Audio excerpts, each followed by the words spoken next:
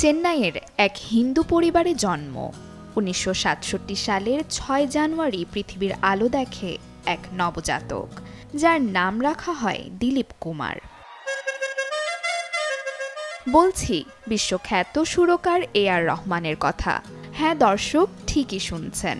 শিল্পীর তৈরি অসামান্য হাজারো সুরের সাথে পরিচিত হলেও অনেকেরই অজানা তার পূর্ব পরিচয়ের কথা, এক আধ্যাত্মিক যাত্রা আর পরিচয়ের পুনর্জন্মের কথা।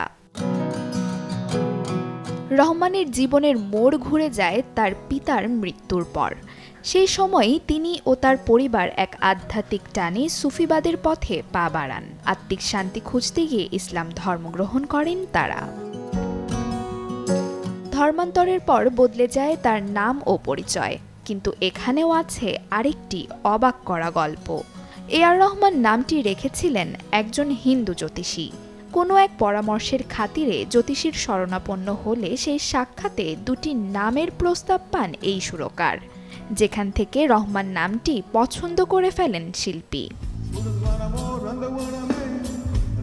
এখানেই শেষ নয়, পরবর্তীতে মায়ের অন্তর্দৃষ্টি থেকে আসে ছেলের নামের প্রথম অংশ আল্লাহ রাখা। তামিল সিনেমা দিয়ে 90 দশকের শুরুতে সঙ্গীত জগতে আত্মপ্রকাশ করেন A.R. রহমান। তারপর একে একে জয় করেন বলিউড, জয় করেন বিশ্বমঞ্চ। স্ল্যামডগ মিলিয়নিয়ারের সুরে অর্জন করেন অস্কার ও গ্র্যামি পুরস্কার।